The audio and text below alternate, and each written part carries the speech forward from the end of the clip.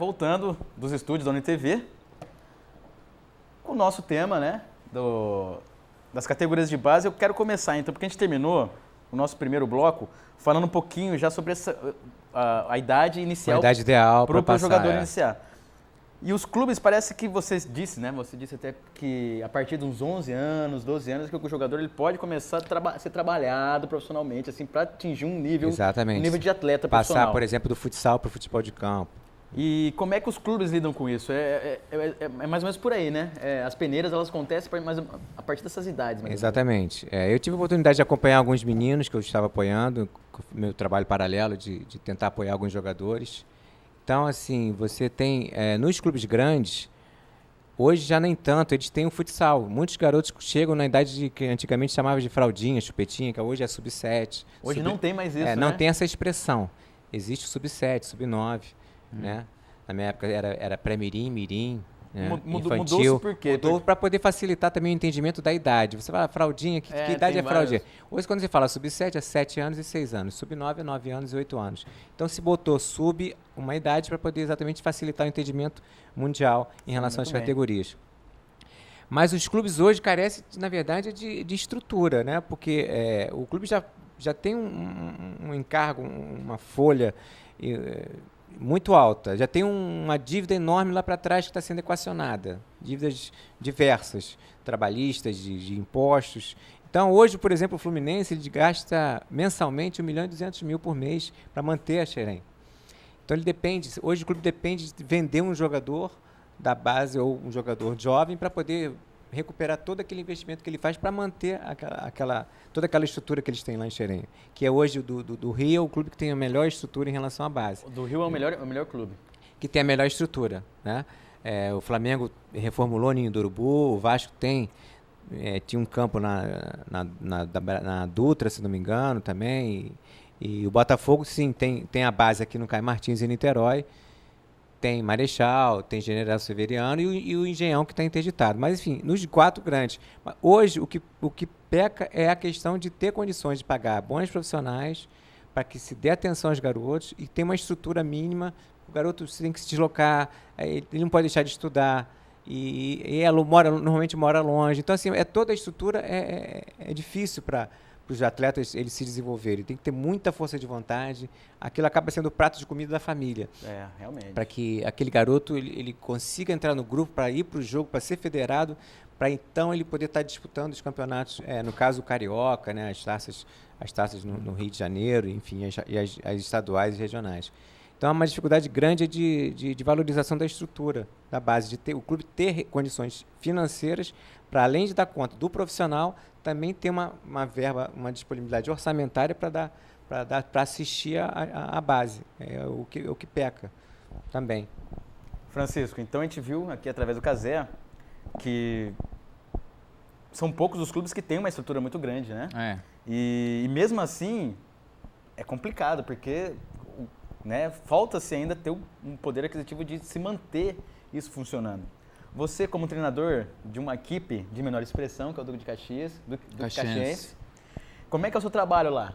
Como é que é a estrutura com a molecada, com os jovens de lá? É complicado? Dá para trabalhar? Dá para trabalhar, tenho tudo o que preciso, bolas, cones, etc. Só que eu acho que o grande problema que tem aí no clube é que a captação dos jogadores é difícil. Por quê? Porque todo mundo, por exemplo, ao ser um time de Série C, os meninos preferem ir sempre a clubes como... Se surge alguma joia ali, né? Ela já quer... É muito fácil ir embora, né? Claro. Então, a gente não tem como falar, como o melhor dos garotos. Tem garotos muito bons que eles podem ficar com facilidade no clube grande, só que não chega muito garoto ao clube, entendeu? Então, eu acho que aí o nível de captação tem que melhorar um pouquinho, saber onde ir, onde procurar jogadores, com quem procurar. Mas o que eu ia falar um pouquinho anteriormente é por exemplo, as crianças ou meninos, é difícil para eles se não tem uma estrutura boa ou objetivos claros, etc. É muito difícil quando eles, por exemplo, não... Eles são muito pobres. Eu tenho garotos que, eles moram em comunidade, tem muito problema. Isso iba... Esses tempos atrás eu estava vendo uma entrevista, só contando você rapidinho, com o Emerson, né?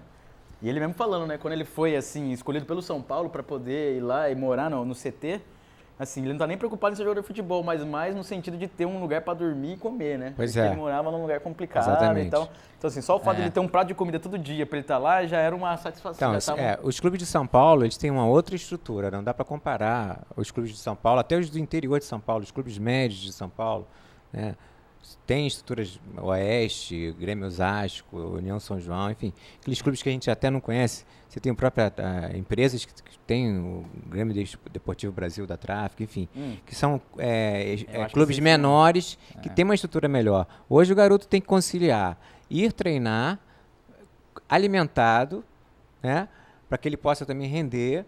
Depois não pode deixar de ir à escola, então tem que ter uma estrutura de repente escolar paralela, né, para que a criança também não fique só trabalhando para jogar. Né? Você tem que ter essa preocupação, até para ele poder ter Eles vivem uma resposta melhor dentro de campo. Ele tem que ter um pouquinho mais de inteligência, uma maturidade educacional, né, para poder entender taticamente, de você saber a questão da compactação, de você fazer a linha de impedimento, aí você apoiar o seu jogador da sua equipe do lado. Não adianta ser só ser... Hoje é muito individualista. Muita vaidade, muito individualista, entendeu? Esse vai ser um assunto que a gente vai entrar. A questão é essa, eu acho que a educação tem que andar junto com o garoto. O garoto hoje não tem... Quem vai ser jogador tem que praticamente parar de estudar. Ou vai para uma escola pública à noite, mas vai chegar já cansado para ir para a escola e aí dia seguinte vai ter que acordar cedo. Então o garoto hoje sofre muito, porque a competição é muito grande. São muitos jogadores tentando chegar ao profissional. Esse alto nível de a peneira é muito apertada, é muito difícil hoje você conseguir chegar. Eu que falava aí também, por exemplo, a gente tinha muito problema, por exemplo, o garoto falava, não, cara, eu não posso chegar ao treino porque na comunidade tem um problema com o traficante, etc., com a polícia, então tinha muitos garotos que não chegavam no treino ou que estavam passando mal porque não comeu bem o café da manhã, etc. E o treino é pesado, né? É pesado. Então, tem que ter uma alimentação muito boa. Com certeza. Seria ideal, né, que eles tivessem, mas a gente já sabe que a realidade não tem. O clube deveria até tentar suprir isso. E aí aumenta ainda mais os encargos, as custas, vamos dizer assim, de todo o processo. Mas a estrutura do Duque Caxiense realmente é uma coisa assim que a gente pode pensar na grande qualidade. Mas isso já me leva numa questão aqui que eu queria até falar para vocês, que é justamente existem, pela experiência de vocês, muitos talentos bons, assim, grandes jogadores que ficaram pelo caminho, ficaram pelo caminho. Você sabe assim, esse jogador vai render, mas ele não, por algum motivo externo... Eu posso citar a minha experiência com a Nike, de acompanhar Sub-15, Sub-13, Sub-15, Sub-17, alguns jogadores que pintaram como que seriam expoentes e acabaram que não renderam. O próprio, dar um exemplo aqui, o Lulinha, do Corinthians. Ele era o camisa 10 da seleção, artilheiro nas seleções de base, e foi lançado prematuramente no Corinthians e Náutico, no Pacaembu, até estava nesse jogo. O Corinthians estava para cair. Então, assim, e acabou que ele não rendeu. Depois ele foi para Portugal, teve na Bahia, estava no Ceará. Você não sabe mais onde é que está o Lulinha. Entendeu? Assim, ele não conseguiu manter. Né? E da seleção de 9-2, por exemplo, eu lembro que na época eu vi só o Coutinho, o Felipe Coutinho e o Neymar, que a gente já sabia, desde antes, que o Neymar já fazia coisas com 13, 14 anos, naqueles jogos festivos de finais de ano. Tipo o jogo Robinho contra Carlos Alberto. O Robinho jogou com 12 ou 13 anos. Ali ele já fez jogadas você vê que o garoto é diferente, é diferenciado, tem qualidade, entendeu? Então, assim, exato, dá para ver, era o nosso papel, era exatamente fazer isso. Detectar jogadores. Então, assim, foram vários que se destacaram e que agora estão tentando. Você vê... Eu posso citar alguns nomes aqui que vocês não vão nem saber quem são. Bruno Menzenga era um atacante, o Igor, da seleção de 90, categoria 90. Né? 9-2, praticamente, só quem despontou, quem chegou a alto nível foi o Felipe Coutinho e o Neymar. A de 90, quem se deu bem hoje é o Rafael, lateral do Manchester United, e o irmão dele, que também não conseguiu se firmar porque ele era reserva do Evra, né? E acabou que ele não teve muita oportunidade, que o Gary Neville estava se aposentando na lateral direita, o Rafael conseguiu se firmar. Hoje ele está no Cardiff, do Wales. Né? Então, quer dizer, mas o mais importante era o Fábio, que era o artilheiro e era o capitão. Mas esses, mal ou bem, estão na Inglaterra com um bom contrato. Sim. O Felipe Bastos era dessa seleção. Conseguiu, agora está no Grêmio, está jogando bem, mas estava rodando aí sem se firmar, estava na reserva e agora está como titular do Grêmio. Eu só estou dando uns 3, 4 nomes de seleção para simplificar, que jogadores que despontam na seleção e que você acha que vai emplacar e acaba que de repente some, entendeu? E quase nenhum... A maioria, muitos não chegam nem na seleção profissional. Mas a gente pode dizer que tem assim, muitos talentos mesmo que, se fossem melhores trabalhados, chegariam em algum lugar, mas não chegam.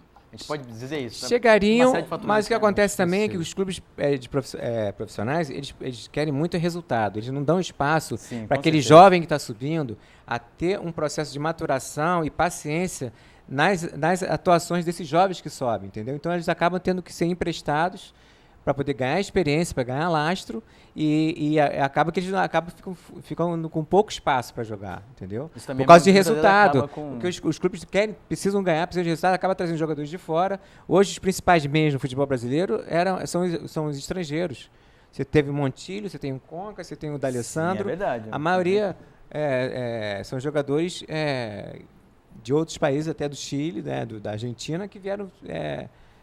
o Valdívia, né? São jogadores que tiveram uma posição mais importante hoje, o que a gente sempre achou que é o meia, o que faz a diferença. Então, nós carecemos até de jogador nessa posição.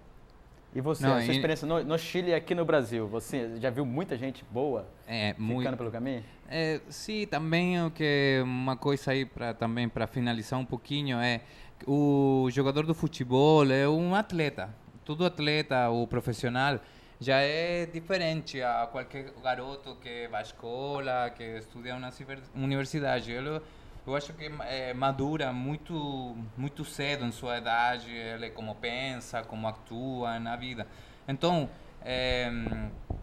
eu conheço muitos jogadores que também não fiz esse troco, essa mudança em sua cabeça. Sim, isso acontece muito também, né? Uma maturidade também do próprio profissional. Tem que ser constante o jogador do futebol, não tem que faltar nunca o treino, ele tem que ser uma pessoa responsável. É uma profissão que acaba cedo, ou seja, tem que ser disciplinado, tem que ser disciplinado. Exato, então, muito jogador também deixa de ser o profissional por também a atitude dele próprio, que não aguanta, não dura não pode exercer todo esse processo que tem o jogador, um atleta profissional. Sim. Bom, a gente está chegando aqui no final do nosso segundo bloco. O assunto ele é extenso demais. Eu acho que eu preparei aqui uma lista de coisas que a gente podia falar, mas tem uma coisa que eu não posso deixar de falar aqui. O tempo meio que terminou, mas assim, sucintamente rápido. A gente falou muito aqui de jovens e tal, informação, mas e as mulheres? Como é que tem desenvolvido o futebol das meninas no Brasil, sei lá, assim, desse futebol de base? Se pensa no futebol de base das mulheres? Infelizmente, o que deveria ser feito era um trabalho já desde a escola, como os Estados Unidos fazem. Lá nos Estados Unidos, o percentual de praticantes, tive a oportunidade de trabalhar 2 vezes, em Dallas, em 94, e em Houston, em 99. Tem o mesmo número de atletas. Se você vai num camp, numa colônia, é um trabalho do próprio governo, né? É uma cultura que os americanos, elas têm menos preconceito e já praticam. Então, acho que o professor também tem que estimular. As meninas aqui são estimuladas para que façam. Na minha escolinha, por exemplo, eu tenho 70 alunos, eu tenho 2 meninas só, 3 meninas, entendeu? E elas não têm nenhum time para jogar junto. Mas não que eu não queira que tivesse, é porque só chegaram e outras que não ficaram, entendeu? Mas é porque a questão da cultura é a cultura do país. A gente tem um futebol feminino pouco explorado, né? São diversos fatores, mas porque teria que ter desde a base até da escola para que os professores incentivassem, para que não houvesse a discriminação, para que elas achassem natural, como no basquete, no vôlei e em outras modalidades, ela disputar futsal, futebol, como hoje a gente está vendo aos poucos. E não faltam grandes jogadoras no Brasil. Exatamente, né? nunca faltou. Sempre, a Marta é um exemplo aí que ganhou. Nós sempre vamos ter talentos, mas depende de uma cultura, acho que dos próprios professores quebrarem um pouco esse paradigma, desse preconceito. E o Duque Caxiense, ele tem alguma divisão ali para as meninas? Com mulheres? Tem algumas menininhas que querem jogar? Não, mas também aí eu escutei que querem fazer um projeto para trabalhar com as meninas.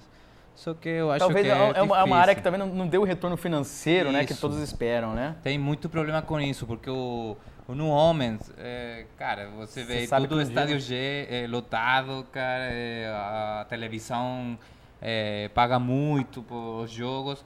O que acontece com o futebol feminino é que não tem esse retorno do dinheiro. Então, mais que ganhar dinheiro, inverte muita grana no... Tá tendo um canal que tá passando um campeonato brasileiro aí de alguns clubes. Mal bem é alguma coisa. Já é alguma coisa. As meninas se ressentem, acabam indo pro exterior, jogar na Suécia, jogar na Alemanha, jogar no Japão, na Ásia, enfim. E o que carece é isso, é mais investimento da mídia. Aí o que acontece? As empresas, para patrocinarem os campeonatos, elas não têm tanto interesse porque sabem que culturalmente o Brasil, apesar de chegou em finais de Olimpíadas, de Mundiais, a gente teve o azar de não ter conquistado nenhum título assim, importante, e aí o pessoal não valoriza, né? Nós já chegamos em finais várias vezes. Sim, mas é o seguinte, o assunto é grande. Eu queria falar, por exemplo, de coisas aqui no sentido até a própria identidade do futebol brasileiro, que talvez hoje esteja se perdendo, com essa formação, assim, se baseia muito assim, no futebol europeu, não sei. Mas a gente está aqui preparado porque esse programa foi dividido, né? Eu acho que eu não cheguei a dizer, mas o programa foi dividido. Semana que vem a gente continua com esse assunto ainda.